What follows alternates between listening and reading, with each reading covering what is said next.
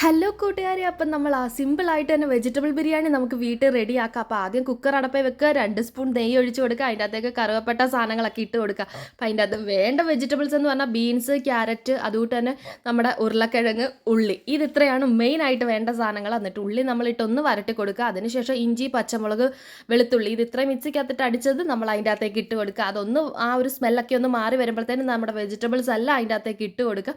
പിന്നെ ഞാൻ അതിൻ്റെ അകത്ത് ഇട്ട് കൊടുത്തേക്കുന്നത് നമ്മുടെ ഗ്രീൻ പീസ് ആണ് ഇട്ട് കൊടുത്തേക്കുന്നത്.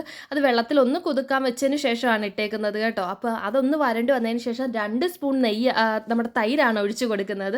അതിനുശേഷം പിന്നെ ഒരു തക്കാളി എടുത്തിട്ട് അത് മുറിച്ചിട്ട് കൊടുക്കുന്നുണ്ട്. അത് നല്ല രീതിയിലൊന്ന് വരട്ടിയെടുക്കുക.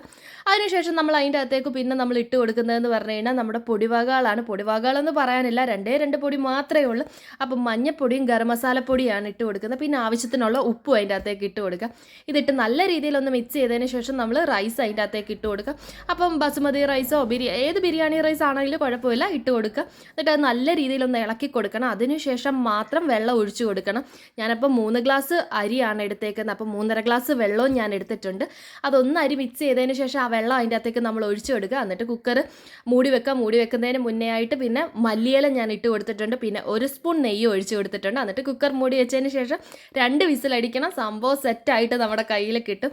അപ്പം കുഞ്ഞാപ്പി പിന്നെ കളിക്കാനൊക്കെ പോയിട്ട് വന്ന പുറകിന് തന്നെ ചൂടോടെ തന്നെ ഞാൻ വെജിറ്റബിൾ ബിരിയാണിയാണ് കുഞ്ഞാപ്പിക്ക് കൊടുത്തത്. അപ്പോൾ സാലഡും ചമ്മന്തിയും അച്ചാറും ഒക്കെ കൂട്ടി ഞങ്ങളെല്ലാവരും ഹാപ്പി ആയിട്ട് കഴിച്ചു കേട്ടോ. അപ്പോൾ എല്ലാവരും ട്രൈ ചെയ്ത് നോക്കണേ. അപ്പോൾ അടുത്തൊരു വീഡിയോ കാണാം. Tata, bye bye.